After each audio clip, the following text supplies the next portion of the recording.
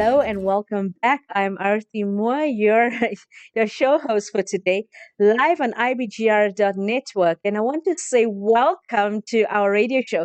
If you are a first time listener, welcome.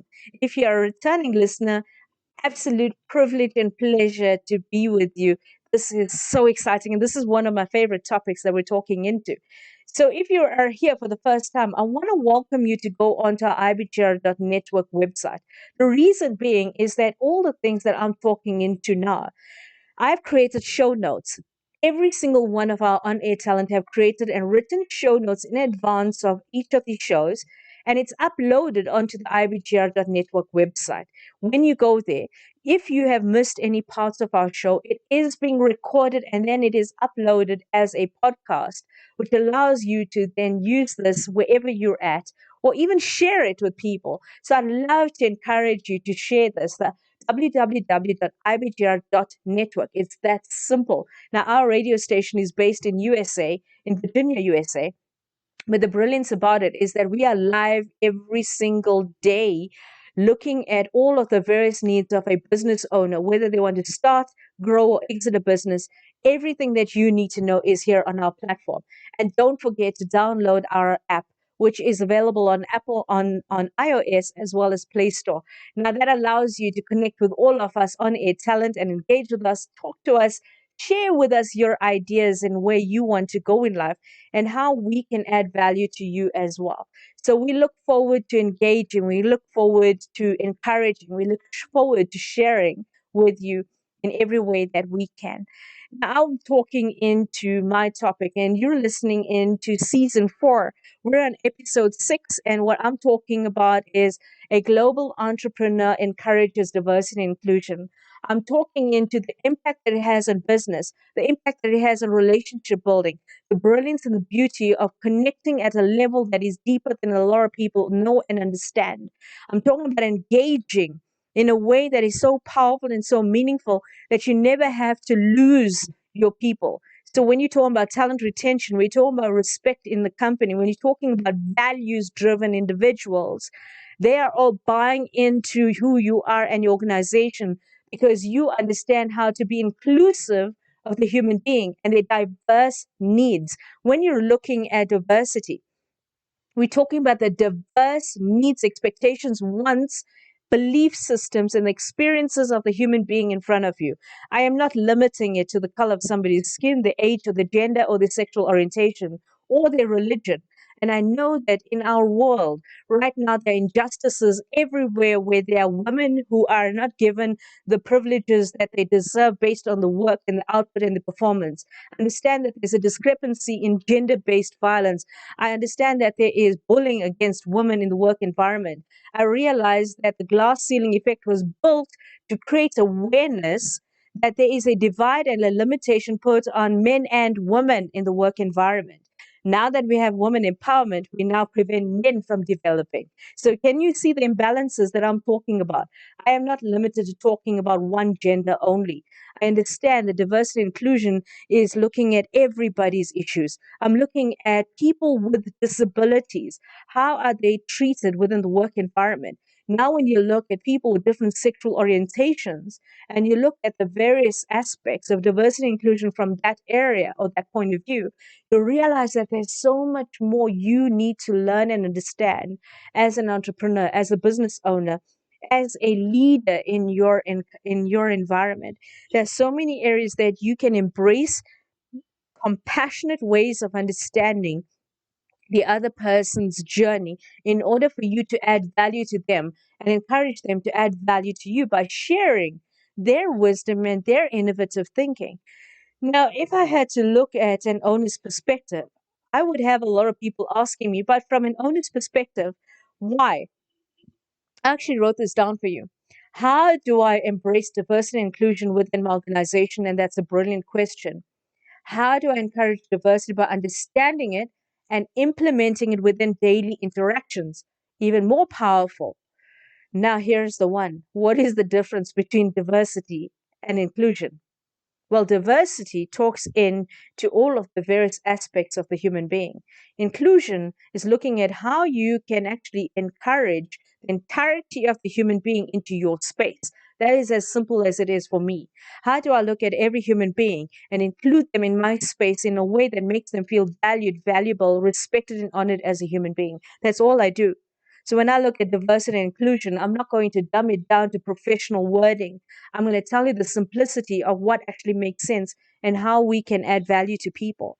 And so when you look at it, I realize that the African principles of leadership that I use is specifically to help to bring balance to a mindset of embracing humanity whilst embracing international best practices within the professional business environment. How do you do that? And that is where I've looked at engaging with the human experience of people around the world, whether it's individuals or whether they are people who are community based. We can learn from every single person. Some of my most valuable lessons have come from people who have not gone to a university. In fact, they haven't gone to school. So you could say that they're uneducated. But in my mind, the education that they have comes from wisdom and knowledge and expertise based on the experiences in life. Life's experiences cannot be dumbed down to a piece of paper. That is a diversity on its own.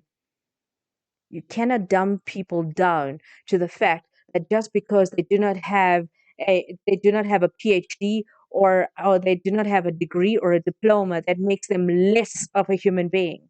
And now I will be very strong about this because my interactions with companies, I find that we have got a discrepancy amongst people because some believe that a higher education gives them the right to demean or belittle people, bully them, talk down to them. That's part of diversity. It means that they are excluded from sitting at the table just because they are not resonating the same level of having a degree. Now, to have a degree or a diploma or a PhD or a master's, it shows that you have put in the work and the effort and you deserve the accolades and the achievements and you deserve to hold the right at that level for different roles and responsibilities in the life that you choose. It does not, however, give you the right to dumb down somebody else's experiences to nothingness just because you achieved in a different way to the way they have.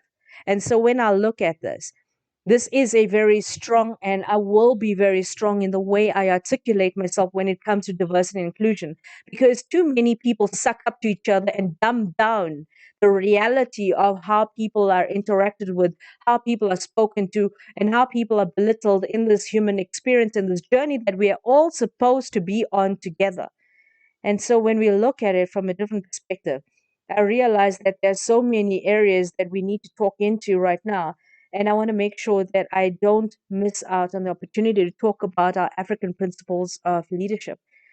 So when we look at this, I think when we can understand the simplicity of these concepts, how simple they are in terms of engagement, and how we can use that and embrace them into the business environment. What I'm asking you to do is to adjust. Don't change who you are. When I'm talking to diversity and inclusion, my biggest thing is I I will beg you to stop apologizing for who you are. If you're a man or a woman, stop apologizing for your gender. Whatever your sexual orientation is, stop apologizing for it because you're a beautiful human being, regardless of where you come from, what your sexual orientation is like, what your religion or culture or belief systems are. Nobody has a right to judge you for who you are. Even your age, I do not buy into the millennial versus baby boomers age. That is another stupidity of putting putting titles on people and dumbing them down to this is a category. That is, we know you people. We know what your people are like, those people versus us. When we have the us versus them mentality, we have now dumbed people down into another box to suit our mindsets. And that is dangerous. Because when I look at it, young people have got a lot of value to add if we took the time to upskill them with the life skills that they deserve in order to grow. Why pick on people if we're the ones who are helping them to grow and we have failed them? At what point do we take responsibility for what we have done or not done in their development? You see, people will grow according to the influence and the impact of the people around them. So if you tell me that an entire generation has gone to nothingness or they're worth nothing in your head, then that is your problem. It is not theirs. And if you are in that generation where you believe that everybody owes you and you're entitled, there's something wrong with your belief system right there. Because in this journey of humanity, nobody owes anybody a living. Nobody owes anybody the right to make you happy. You have the right to create your own happiness. That means you are fully responsible every step of the way to include yourself in everybody else's lives and then make them feel included in yours. So if we're talking about diversity and inclusion, how much do you include people in your life? How much do you step up and grow who you are to be more inclusive of others? How much do you adjust your behavior, the way you speak, the thoughtfulness of your words to make sure that everybody feels included in your life? What are you doing differently? What do you need to take responsibility for in your words, your actions, and your beliefs right now?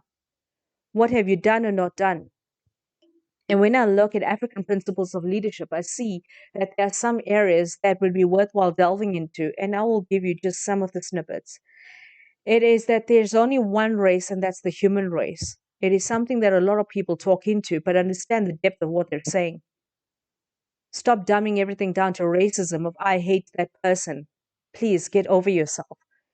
Then we've got the concept of we add to each other and we all bring value. Why not? Because every single person brings value. We're perfect as we are. Of course we are.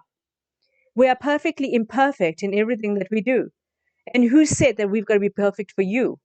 Who said you've got to be perfect for others? Why not just be you and allow people to enjoy you? And I think that with that, it makes sense to actually take a 2 to 3 minute break. And when we come back, I want to talk about what we can do differently and how we can implement things differently. So I will catch you guys back in 2 to 3 minutes on the IBGR network.